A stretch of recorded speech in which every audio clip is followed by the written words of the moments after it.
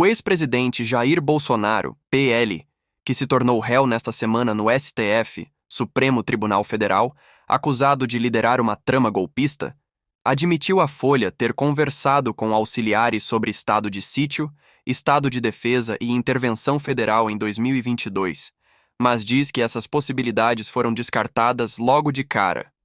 Então acabaram as eleições. O que nós fizemos? Em novembro de 22, a gente queria questionar de uma forma crescente o TSE, porque faz parte da regra do jogo. Em 2014, o Aécio Neves fez isso, até fez uma auditoria externa com o seu partido para ver o que aconteceu nas urnas eletrônicas e o parecer final da auditoria foi que as urnas eram inauditáveis. Então nós entramos com uma petição, no dia seguinte o senhor Alexandre Moraes mandou arquivar e nos deu uma multa de 22 milhões de reais. Eu nunca vi uma advogada, a primeira vez que vai peticionar uma ação, tá? Tudo bem. Nós reunimos aqui, naquela época eu podia falar com o Valdemar, reunimos. Qual é a conclusão? Se a gente recorresse, a multa podia passar para 200 milhões, ou podia até ter o registro cassado do partido. O que pode fazer? Se eu não vou recorrer à Justiça Eleitoral, pode ir para onde? Eu conversei com umas pessoas, dentro das 4 linhas que vocês estão cansados de falar, o que a gente pode fazer? Daí foi olhado lá, sítio, defesa, 142, intervenção. Essas foram as possibilidades aventadas. O que a gente podia fazer legalmente, tá? Não foi decisão. E daí falou-se estado de sítio, estado de defesa, tá? Reuni 2 vezes com os comandantes militares, né, com as outras pessoas perdidas por ali, tá? Mas nada com muita profundidade, porque quando você perde a eleição, você fica um peixe fora d'água. E daí, entrando no processo, né, até no depoimento do comandante do Exército, ele fala que foi discutida possibilidades de dispositivos constitucionais. Qual o problema? Nenhum. Ele fala da minuta do golpe especificamente. Mas quando você fala em minuta de golpe, a da casa do Anderson, agora eu tenho que perguntar para você. Ele fala, e depois ele fala que foi editado. Inclusive depois nós Tá, tudo bem. junto. Então o que acontece? Pediu para editar e tirar. Eu tive acesso à minuta da carta do Anderson. Você vê um parágrafo, fala ali intervenção no TSE. O resto, 2 páginas, cópia da nossa Constituição e o que é estado de defesa do sítio. Né?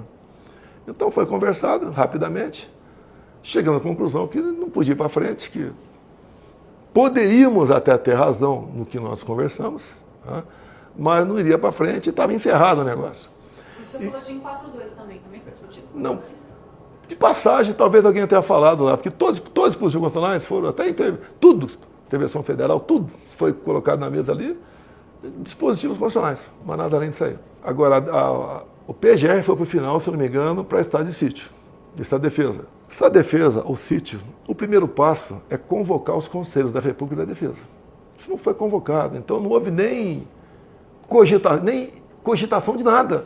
Se eu não convoquei estado de defesa e sítio, não se pode falar em assinar um decreto. O decreto do estado de defesa só pode ser assinado depois que você ouvir os conselhos, daí você assina o decreto e a Câmara tem um prazo, o Congresso, para dizer se procede ou não. E, mesmo assim, na mensagem do decreto, tem que ter exposição de motivos bem fundamentada. Sem fundamentação, né, ou com certas divagações, o presidente está em curso em crime de responsabilidade. Então, a gente analisou isso aí, esquece. Presidente, discutir uma alternativa que fosse para o presidente Lula não assumir a eleição, já vai acabar de acontecer, com os militares, isso não seria uma tentativa de golpe de Estado? Não, o golpe não tem Constituição. Um golpe, a história nos mostra que você não resolve em 2, 3, 4 meses. Anos. Até o 64, começou a ser gestado em 61.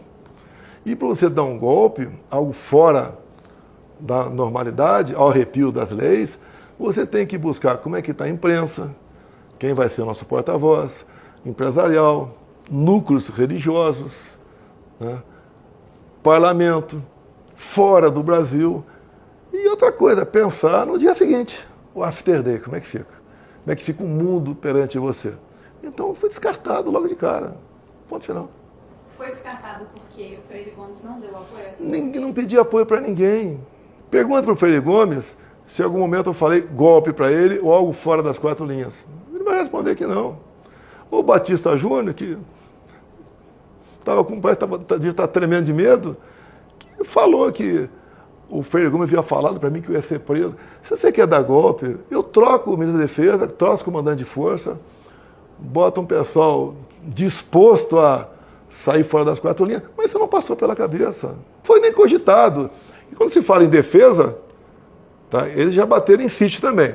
Fala em defesa, é convocar os conselhos. Eles falaram em sítio lá atrás, o sítio é mais grave ainda. Você convoca os conselhos e manda uma mensagem ao parlamento pedindo autorização para baixar o decreto.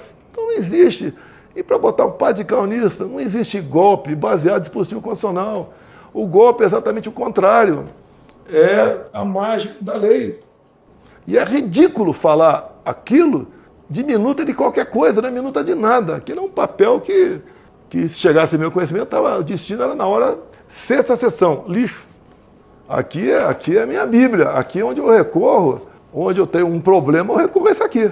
Agora, se não se pode falar, está defesa, está de sítio, se revoga isso aqui. Pronto. Agora, não pode, quando alguém fala sobre esse assunto, como uma outra pessoa tem uma opinião contrária, passou a ser golpe. Olá pessoal, tudo bem? Sou Derlan de Castro. Vocês gostam do nosso trabalho, do trabalho desta equipe? Gostam dos assuntos da página?